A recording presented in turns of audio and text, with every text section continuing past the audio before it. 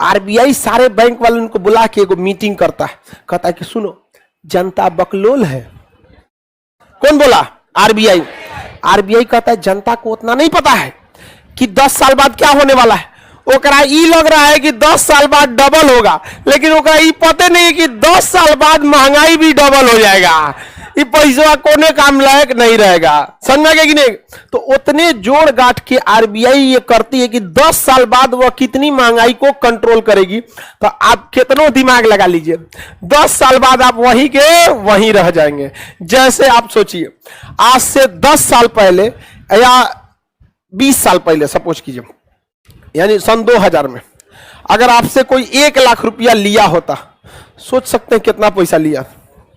और आज 20-22 साल बाद अगर 3 गुना भी लौटा दिया, 1 लाख के बदले 3 लाख, तो भी सोच रहा उस समय वही फायदे में था। सन 2000 में किसी के पास 1 लाख रुपया और आज के समय में 3 लाख रुपया, 3 लाख का कोई वैल्यू नहीं है। उस समय जो गैस सिलेंडर मिलता था 120 रुपया, आज 1100-1200 में गैस सिलेंडर 10 गुना महंगा हो गया। अब पैसा आपका 3 गुना महंगा हुआ। सन 2000 में 3 रुपए किलो आलू बिकता था। हम 3 रुपए किलो हमको याद है, हम लोग खरीदे हुए हैं। अभी 20 रुपए, तो आलू कितना हो गया? 6 गुना महंगा। समझ में गया? 6 गुना क्या हो गया? महंगा हो गया। और पैसा कितना महंगा? 3 गुना। सोच रहे आरबीआई बेवकूफी करेगा?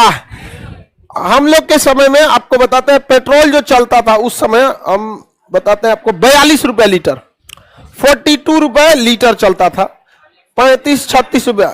मट्टी तेल बिकता था 20 रुपया, अभी 70। पेट्रोल 110-115 चला गया। आप बताइए मुद्रास्फीति का प्रभाव पड़ता, मतलब 10 साल बाद महंगाई बढ़ेगी कि नहीं बढ़े?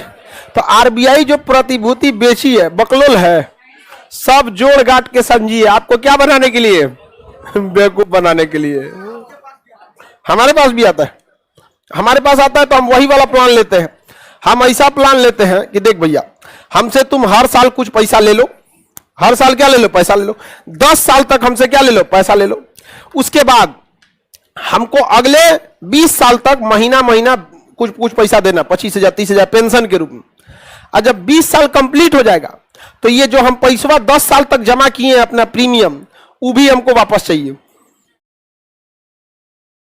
होता है ऐसा, पॉलिसी आता है। हम अपने मम्मी पापा का पेंशन ऐसे ही कराए हैं, हर साल हम जमा कर देते हैं, हर साल जमा करते जाते हैं, और जमा हो गया तो अगले 30 साल तक उन लोग को पेंशन मिलेगा।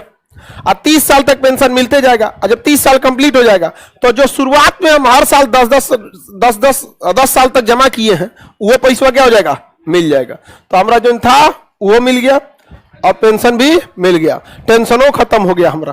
समझ में आ गया कि नहीं आ गया? मम्मी का अलग पेंशन, पापा का अलग पेंशन, मम्मी का हेल्थ का अलग, पापा का अलग, कोई टेंशन नहीं है। अब समझ में आ गया कि नहीं आ गया? नहीं तो भाई हम समाज को देखते तो डर जाते हैं। आजकल अजीब टाइप का हो गया है, माँ बाप को बेटा बेटी भूल जाता है। समझ में आ गया कि नहीं? हम कभी नहीं भूल सकते हैं, लेकिन समाज को देखते हुए डर लगता है। इसलिए कहते हैं कि नहीं भाई, जो है पहले माँ बाप को भी अपने पैर पर आखिरी दम तक क्या कर दे? खड़ा कर दे। बाद में हम बदले ना बदले वो तो अलग की बात है, नहीं समझे? लेकिन क्या जरूरत है भाई किसी को रिस्क लेना? क्या पता कि गृह मंत्रालय कोने दिमाग का होगा। नहीं समझ में आया? उससे अच्छा है कि भाई अपने पे डिपेंडेंट करके छोड़ दिया। यहाँ पे कल को मम्मी पापा को कोई टेंशन नहीं, बीमार पड़ेंगे उनका हेल्थ है, हर महीने उनका क्या है? पेंशन है। मम्मी का अलग पेंशन, पापा का अलग पेंशन। समझ में गए? इसलिए उनको कोई टेंशन नहीं, पेंशन है, टेंशन नहीं। तो हम आरबीआई के बकलोलई वाले में नहीं जाते कि तू हमरा ले लो और 10 साल बाद दियो। समझ में गया कि नहीं आएगा? हम जितना जमा करेंगे बाद में क्या कर लेते हैं? वसूल लेते हैं। अभी मम्मी को ही मिल जाएगा, मम्मी पापा को टेंशन नहीं रहेगा। समझ में आ गया कि नहीं आएगा? सर आप भी डरते हैं भाई, समाज में देखते हैं बहुत डर जाते हैं, पता नहीं क्यों। घर आपका पैसा कभी काम नहीं आएगा। समझ में आ गया कि नहीं?